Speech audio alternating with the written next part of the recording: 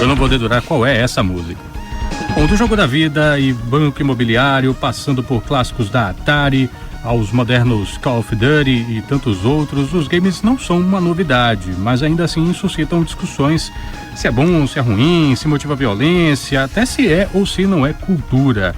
Sobre a relação que os pais podem estabelecer com as brincadeiras e os games dos filhos, a gente ouviu diferentes áreas, diferentes pontos, diferentes lugares de fala, por assim dizer. O pai, o pesquisador, o empreendedor.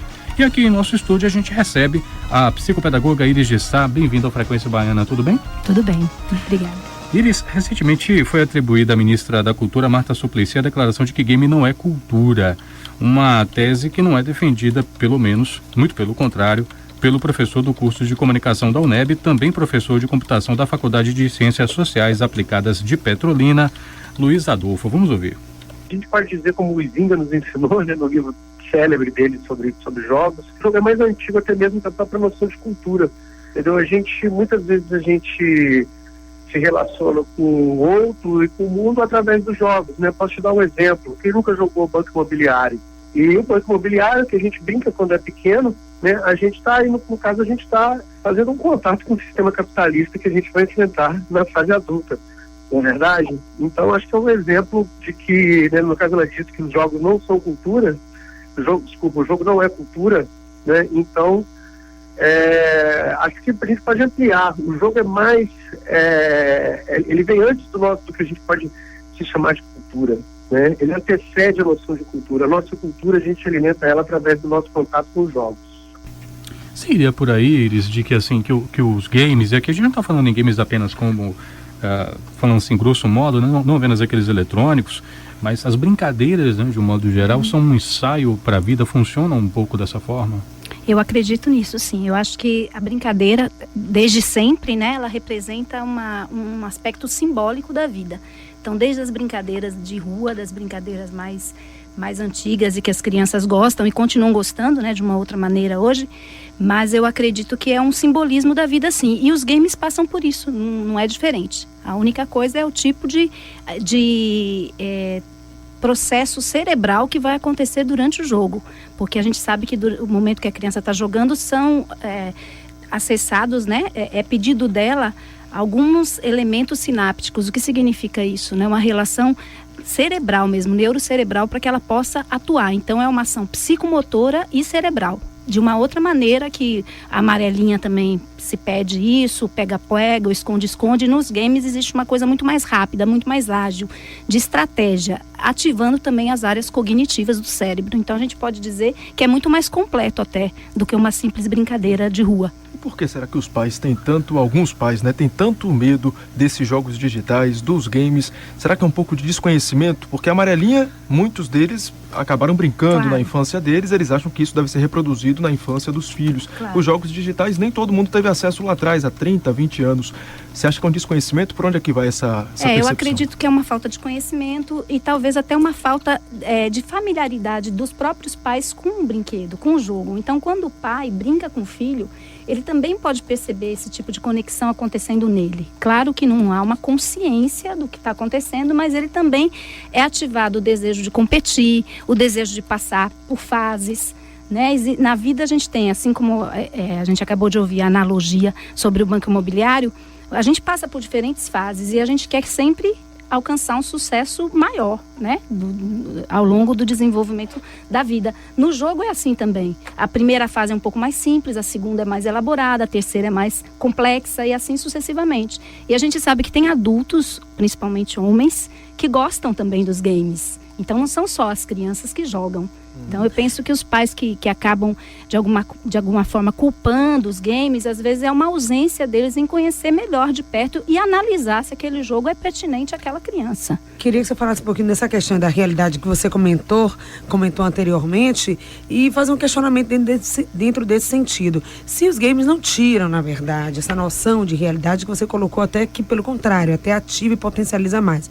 Por exemplo, uma criança que ele está envolvido no jogo e ele quer mudar de fase, e não sei, um exemplo que me ocorre aqui, e ele está com um irmãozinho menor, e que ele está olhando, mas que ao mesmo tempo ele está ali no jogo, olhando no sentido de estar só brincando perto, e que esse irmão se coloca numa situação, digamos, sei lá, de emergência, ou de uma situação até de risco, e ele diz, não, peraí, que agora não, porque eu tenho que mudar de fase. E ele está muito mais interessado no que está acontecendo ali no jogo, para ele, e até fica irritado, diz, poxa, mas por conta disso, eu tive que tirar ele dessa cadeira para não cair, ou tirar o dedo da tomada, e perdi a fase do meu jogo. Para ele era mais importante ter ganhado. Então, como é que fica essa relação? Bom, eu acho que isso passa pela questão do limite, né? Do horário para se fazer as coisas. Então, se essa criança maior tá com esse compromisso de brincar com a criança pequena, não é hora dela estar brincando sozinha, ela tem que trazer essa criança pequena para interagir com ela, fazer uma atividade junto, um jogo que seja possível que o menor brinque também. E, obviamente, a gente sabe que uma criança, se é que ela tiver menos de 12 anos, os pais não vão poder deixar duas crianças pequenas juntas, porque isso não é permitido. Então, tem que ter um adulto por perto. Isso, de fato, seria um exemplo. Ou até outras coisas, outra realidade. Ou fazer a tarefa da escola, ou qualquer outra coisa que ele acha. Uma outra situação que a criança substitui o jogo. Que o jogo é o mais importante. Que passar de fase naquele momento é mais importante que qualquer outra coisa. Eu acho que isso pode acontecer com a televisão também. Você está assistindo uma coisa, às vezes até o adulto mesmo, que está ouvindo o noticiário e não quer ser interrompido naquele momento porque está ouvindo o noticiário. O que eu penso é que há momento para tudo. Então, o ideal, né, o que a gente sugere aos pais é que a criança primeiro cumpra as suas obrigações. Chegou da escola, ela vai fazer tudo que ela tem que fazer, os rituais, né, da vida cotidiana, estudar, e o jogo fica para o final do dia e, às vezes, assim, limitar o horário, o tempo, se durante a semana é viável ela jogar, quanto tempo ela vai jogar. Então, tem que ter um adulto, tem que ter alguém monitorando, ou pelo menos que seja assim, que os pais deixem alguém que eles confiem, porque muitas vezes a criança não fica com os pais, fica com uma pessoa em casa e essa pessoa não tem autoridade, e os pais ficam monitorando pelo telefone, então fica difícil. Mas essa pessoa que está junto à criança tem que ter essa autoridade, dizer, olha, sua mãe disse que agora é hora de desligar. Se essa criança ainda não tem autonomia, porque se é uma criança que já tem construído autonomia, a própria criança também sabe o momento de desligar, se isso foi trabalhado com ela. Porque eu trabalho com criança e eles fazem isso, mas desde que você negocie com eles também.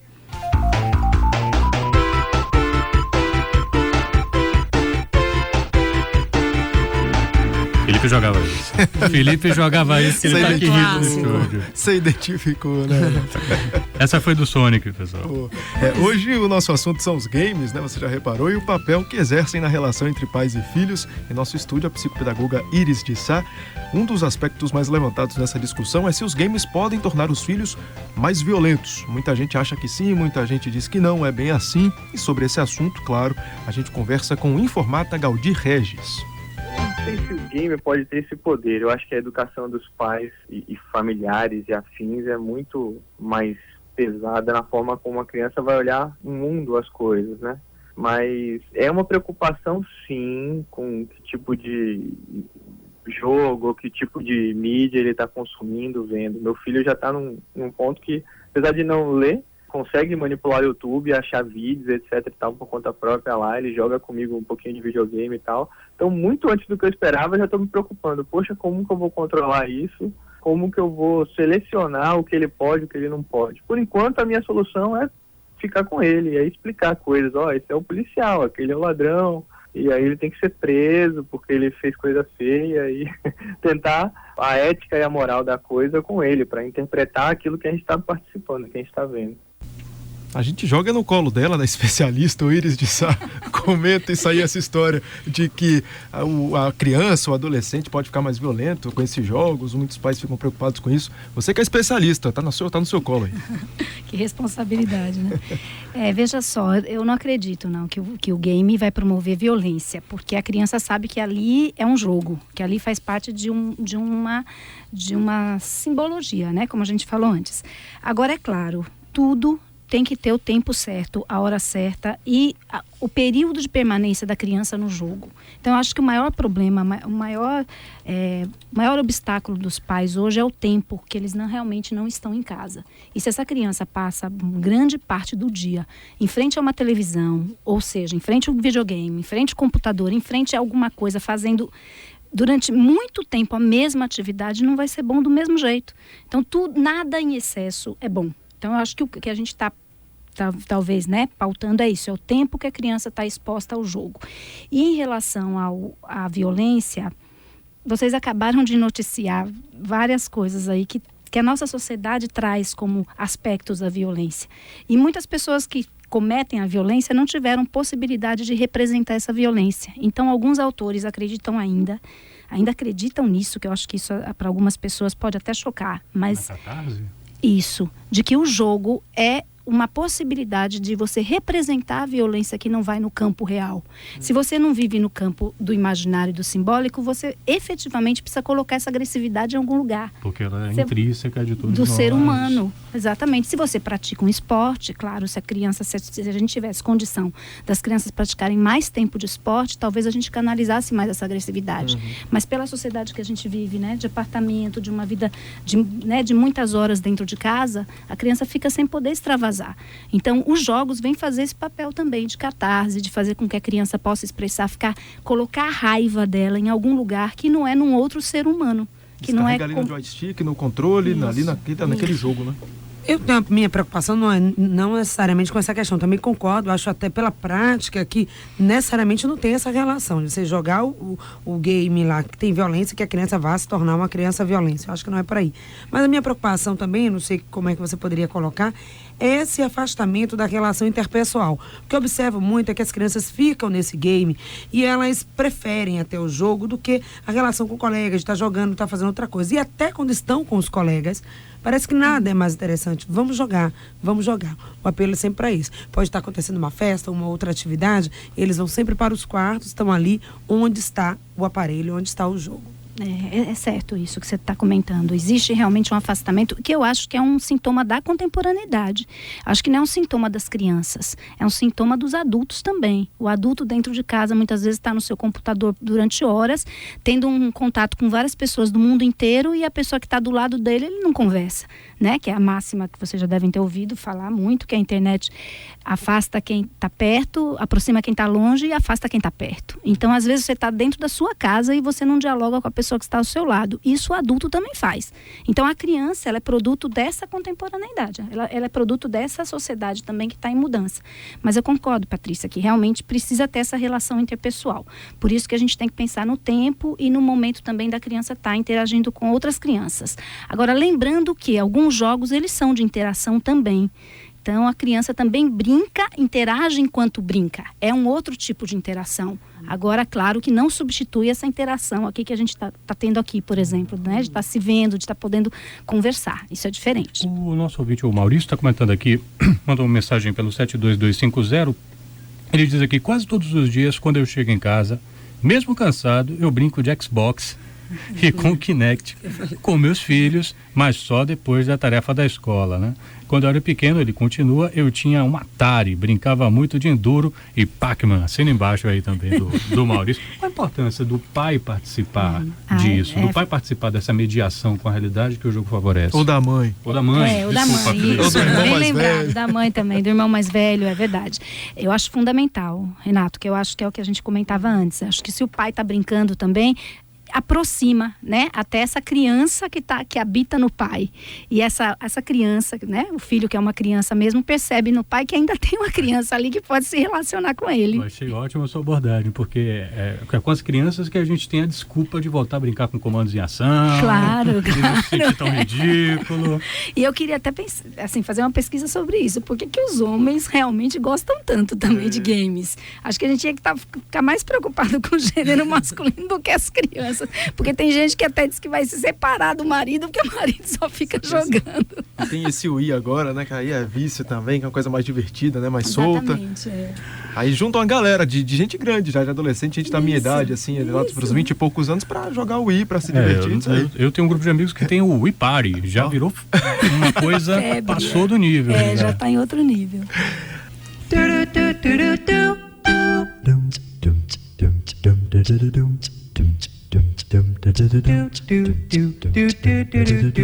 Uma versão a capela do tema do Super Mario. Esse era o meu preferido. Foi bem da minha época. É bem. Comecinho da década de 90, bombava isso aí.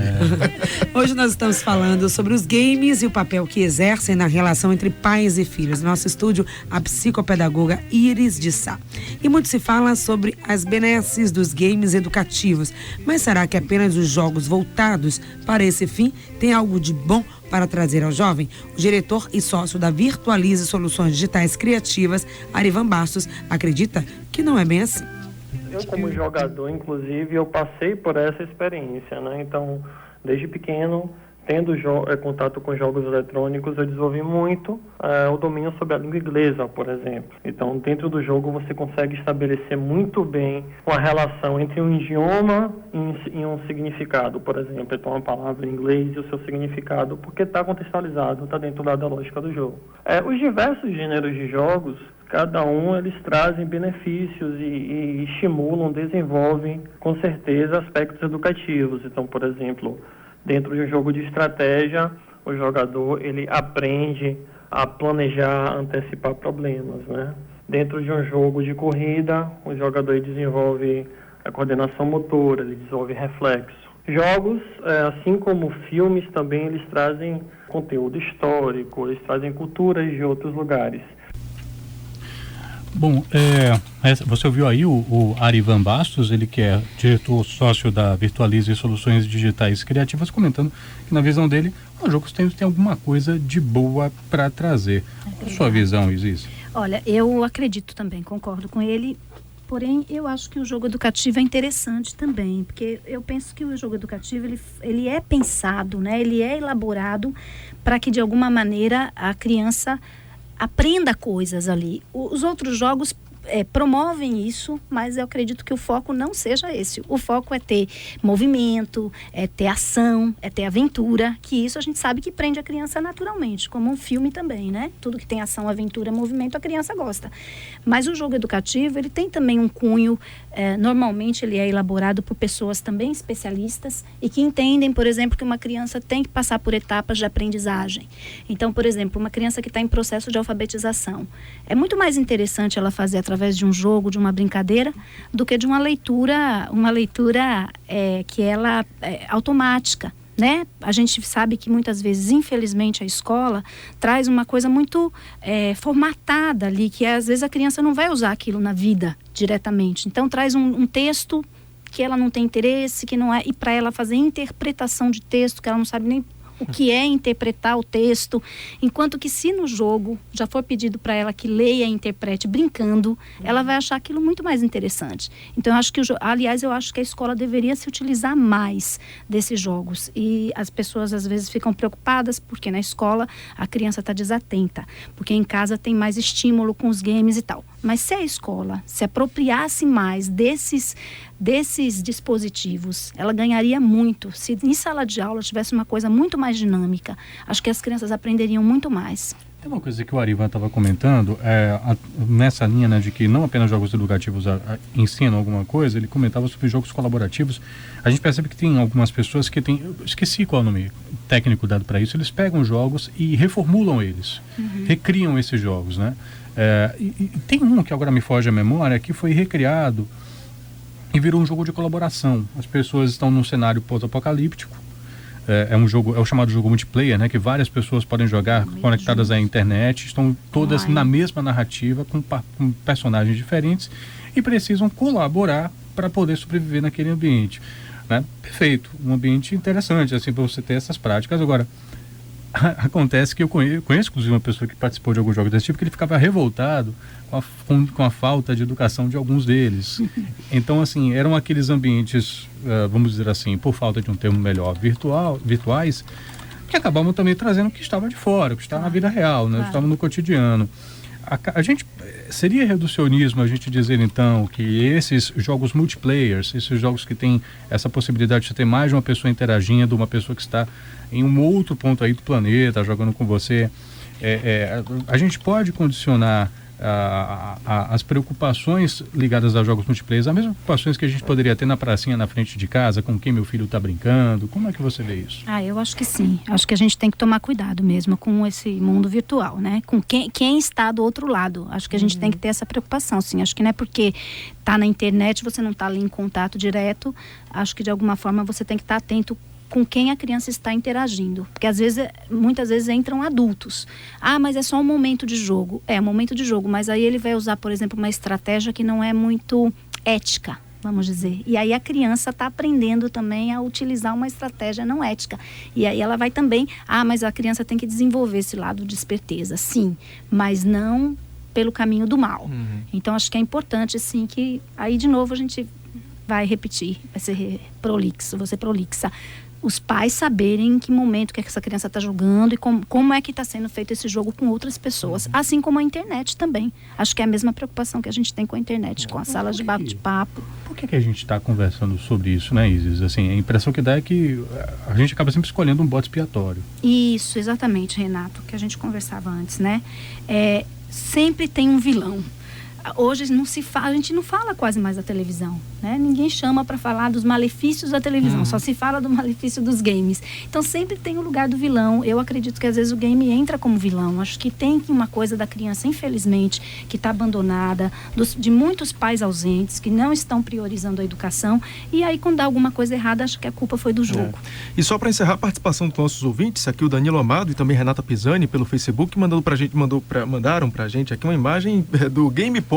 Vai ocorrer agora aqui em Salvador um festival de jogos aqui de Salvador em março, mês que vem, lá no Centro de Convenções, reunindo pessoas que jogam aí em Salvador e também fora aqui da Bahia, lá no Centro de Convenções, o Game Politan. Você vê que o assunto é coisa de gente grande, coisa séria, viu? Vai ter evento no Centro de Convenções sobre esse assunto. Certo, a gente recebeu aqui a psicopedagoga Iris de Sá, a gente falando um pouquinho sobre o papel do game dentro da relação entre pais e filhos e da mediação que os filhos podem estabelecer com, vamos dizer assim, a vida real. Muito obrigado pela participação, Iris. Eu que agradeço. A Andréa Machado também pelo Twitter, aqui tá falando que a mulher e em casa, ela e o marido jogam o Xbox e em celular e com certeza irão jogar com os filhos do casal também. Família que joga unida e permanece unida. 6h45.